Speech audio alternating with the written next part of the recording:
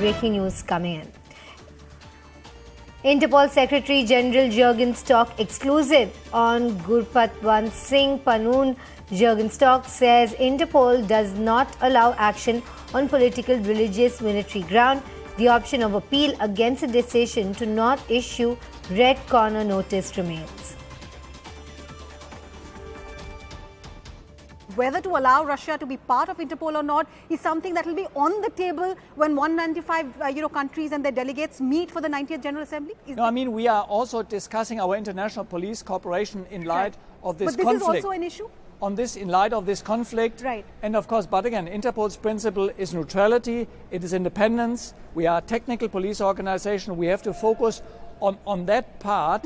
And to leave politics for the politicians. Right. But we need to discuss impact. We need to discuss to which extent, for instance, criminals can exploit any crisis around the world. But of course, it's specifically important, of course, to stay to these principles, especially when member countries are in a conflict with each other. Of course, more than ever important to stick to the basic principles of Interpol. Let me draw your attention to something that has been raised as a matter of concern ahead of this General Assembly, which is the issue of somebody who's been proscribed as a terrorist. The name is Gurpatwant Singh Pannoon. He's associated with an organization called Seek for Justice. Indian police organizations, including our National Investigation Agency, which deals with terrorism, has requested the Interpol for a red corner notice against him. And very recently, we have learned that Interpol has refused to issue that. Now, if you could set the record straight as to why this has happened, because a lot of people here in India are making all kinds of allegations, including saying that this is the hypocrisy of the West, that you don't really care for our terror concerns, us in the third world. Yeah, I mean, I ask for your understanding that I cannot comment on individual cases. But the principle is, again, that Interpol has a kind of limited mandate. It is strictly forbidden for the organization to enter into any activity that might have an overwhelming, predominantly military, political, religious or racial content or meaning. We have to strictly stay away from that. And that sometimes leads to the fact that we decline a request from member countries for cooperation. I understand that that sometimes frustrates member countries, but it's important. That is the basic principle and part of the success story of Interpol, that we all respect that limited mandate, which doesn't mean that any decision for Interpol not to be engaged in a case is a judgment on the merit of a case or any decision taken by a court. No, that is not our business, but we have to check the compliance with our rules. Again, Interpol has a limited mandate, ordinary law crime, that is our focus, and anything else, member countries can use other channels if they need international police cooperation, others than Interpol, but that is the limited mandate which we have to respect, and this is part why, despite all the geopolitical difficulties during the last decades, Interpol was only growing because this principle was respected. But I hear from Indian government sources that in this particular case, they could go in for an appeal. Does the Interpol constitution allow countries to go in for an appeal? Should Indian agencies be hopeful that in this case also an appeal could be met favorably?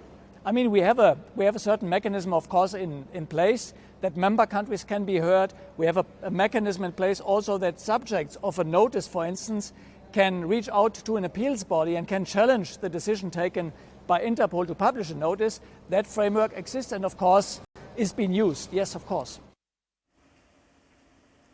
Joined by my colleague Arunima, who did that interview. Arunima, now you spoke to him about the second notice, the second request for a red corner notice to Gurpatwant Singh being turned down. Now, what is the sense that you got from him when you asked him about the appeal? He did say that he cannot comment on individual cases, but did you get any inkling of how the Interpol would proceed with this, or are they going to stay off, on that unofficial stance, saying sufficient information has not been provided? You know, what he clarified was that, and this is what we've learned, that Article 3 of the Interpol Constitution actually says that you can't take action if the demand is for any case which has military, religious or political connotations. And because Gurpatwant Singh Pannoon's request from the National Investigation Agency went, by the name of his organization, one of the charges made was that he's part of SFJ, which is a proscribed organization. And the word Sikh was therefore interpreted as something which fell under that Article 3 purview of not allowing anything which has religious connotation. Now, like I told him in that conversation, NIA is planning to appeal against this.